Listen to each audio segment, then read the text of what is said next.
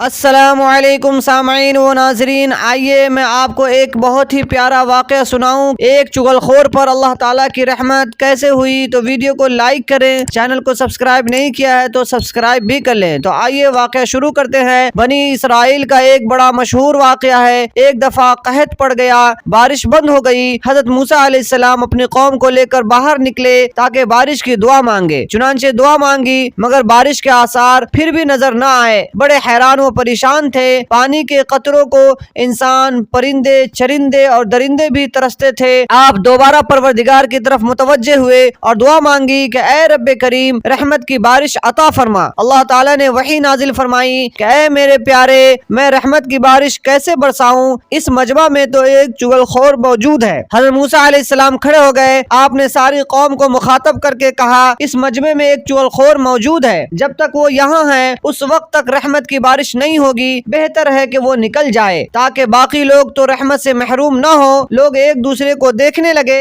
اللہ کی شان کہ جو بندہ چغل خور تھا اس نے دل میں سوچا کہ اوہو، میں اتنا برا ہوں کہ میری وجہ سے ساری قوم اللہ تعالیٰ کی رحمت سے محروم ہو چکی ہے۔ وہ بڑا شرمسار ہوا، چنانچہ اس نے فیصلہ کیا کہ میں اس گناہ سے توبہ کرتا ہوں اور نکل کر چلا جاتا ہوں۔ مگر اس کو پھر خیال آیا کہ میرے پروردگار، میں جب تک چغل خور بنا رہا تب تک تو آپ نے مجھے رسوا نہ کیا، اور جب میں توبہ کی نیت کر چکا ہوں تو کیا اب آپ مجھے رسوا فرما دیں گے؟ وہ ابھی یہ بات سوچ ہی رہا تھا کہ رحمت کی بارش جھم جھم برسنے لگی۔ حضرت موسیٰ علیہ السلام بھی حیران ہوئے۔ جب بارش خوب ہو چکی تو حضرت موسیٰ علیہ السلام اللہ تعالیٰ کی طرف متوجہ ہو کر کہنے لگے، اے رب کریم، آپ نے خود ہی ارشاد فرمایا تھا کہ ایک چغل خور کی وجہ سے رحمت رکی ہوئی ہے اور خود ہی بارش برسا بھی دی، حالانکہ کوئی بھی نکل کر نہیں گیا۔ تو پروردگار نے فرمایا، اے میرے پیارے، جس بندے کی وجہ سے رحمت رکی ہوئی تھی اسی بندے کی وجہ سے رحمت برس گئی۔ حضرت موسیٰ علیہ السلام اور زیادہ حیران ہوئے اور پوچھا، اے اللہ، وہ بندہ کون ہے؟ تو رب کریم نے فرمایا، جب میں چغل خوری کو